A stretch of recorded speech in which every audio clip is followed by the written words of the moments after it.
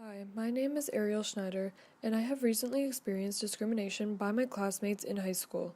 I went to a predominantly Asian school, and when I was in 10th grade in my honors math class, I was the only white person in there. A lot of my classmates would ask me what I was doing in that class because they didn't think that I was smart enough for it. This made me rethink my abilities, and I felt like I wasn't good enough for the class.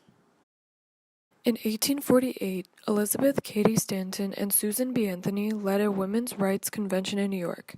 Women were denied the right to vote, which made many women fight for their rights. About 200 women attended the Seneca Falls Convention while they read the Declaration of Sentiments, which described the grievances and demands of women. The members of this convention declared that all men and women are created equal and wanted to fight for their right to vote. In the 19th century, women were being discriminated against. Throughout this period, many groups and unions were formed to fight for women's rights. One example is the Women's Christian Temperance Union, which started in 1874 with Protestant middle-class women. Frances Willard was the president of the union for 19 years. They viewed alcohol as a threat to public health. This was one of the biggest women's groups at this time.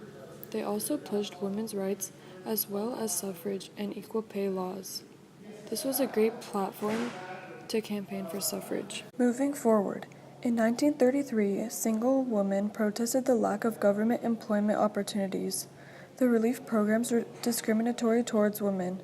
They didn't give a fair share of jobs and money because they were labeled as dependent on their husbands.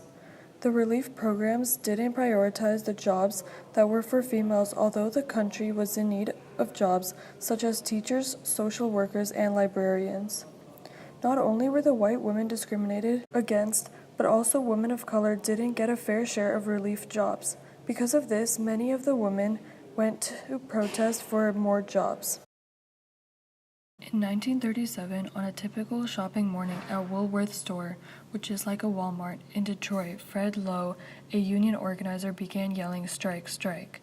The workers at the store were being treated poorly by not getting paid enough and not having long enough breaks. After Lowe yelled strike, about 150 young women that worked in the sales department stopped working and went on a sit-down strike.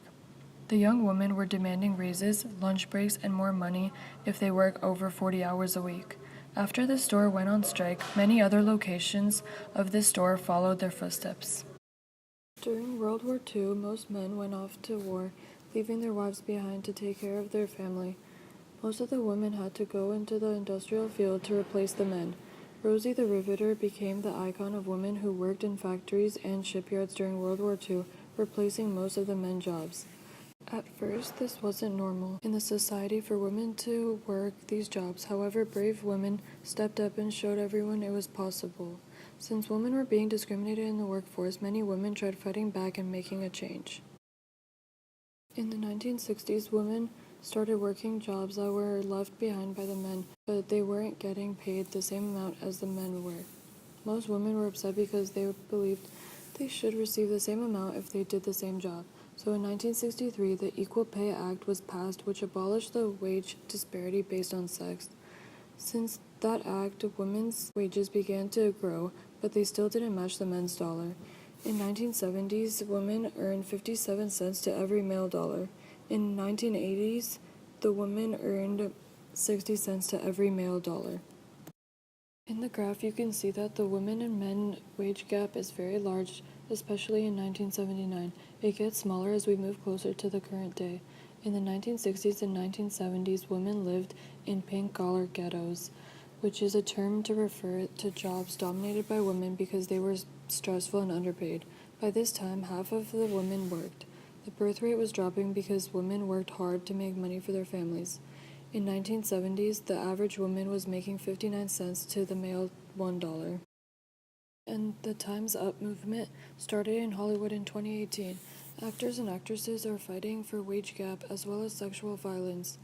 Most of the actors make a lot more money than the actresses. In 2017, the top 10 actors earned about $488 million, while the top actresses earned about $172 million. This movement started with Hollywood actresses and the hashtag that encourages females to speak up. During the Golden Globes this year, most actresses used their platform to speak up against violence and wage gap.